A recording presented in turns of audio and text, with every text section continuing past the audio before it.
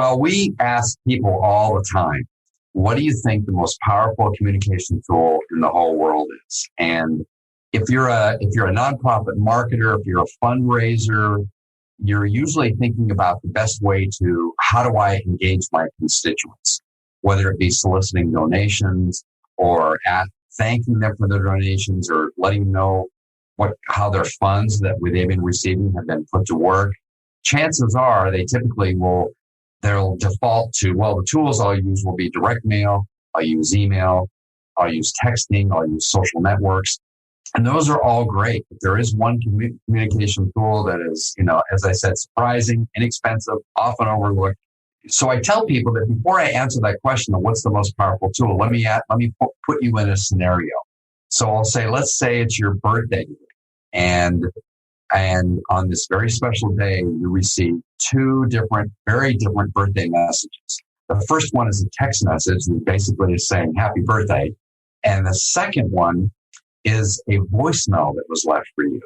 And the person that left it said something like this. So, hi, Travis, it's so great. I see it's your birthday today. I noticed that you're having this great birthday, and I hope you have a wonderful celebration. And if there's anything that I can do for you, I certainly appreciate you. If you need anything, let me know. I'm just a phone call away, blah, blah, blah. So which of those two messages is more meaningful to you? And it's obviously the one where there was a message left, because the most powerful communication in the whole world is, like you said, your voice. And it's not only the ultimate top of mind attention getter, but it conveys tone, and it conveys emotion, and it builds relationships like no other medium out there. And yet it's often our least used resource. And so that's why it's so powerful. And that's why we believe in it so strongly, and kind of preaching the word about getting your voice to go in there and be an additional layer or an additional add-on to the marketing mediums that you're currently using.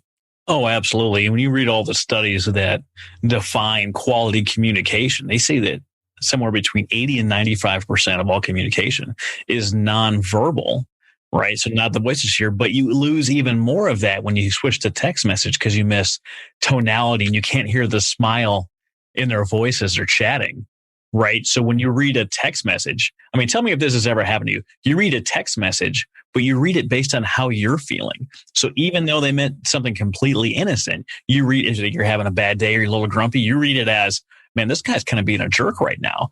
But you miss the delivery tonality. You miss the little snicker in their voice as they're saying whatever the thing is, because it is text only. So you miss that connection.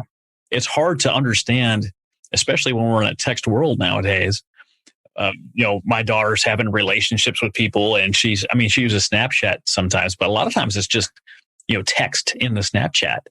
And I was like, I feel like you're missing part of the communication here, because do you honestly believe your friend really just said that to you in the tone that you're reading it in? Or is it possible that you're misreading the tone? And she's like, I don't really know. We'll send hit the video button on Snapchat and be like, hey, I read this like this, but I know you're not kind of that person. Am I reading this wrong? And they'll immediately send back a little video like, oh, no, that's not how I meant it at all. So being able to use those different communication tools appropriately can really enhance, especially the end user experience. And we're not the magic bullet. We are an additional arrow that you put in your quiver, tools to enhance things that you're already doing. So our goal when we talk to people is to really cover three things that we're trying to accomplish when it comes to using voice broadcast. And that is, number one, introducing the power of your voice by adding it to your current marketing mix of channels.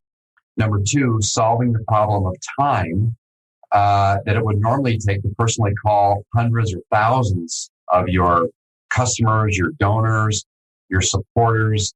You'd be surprised how many nonprofits struggle trying to find the time to acknowledge or thank or keep in touch or notify their donors by phone. They wind up hiring temporary callers. They bring in volunteers.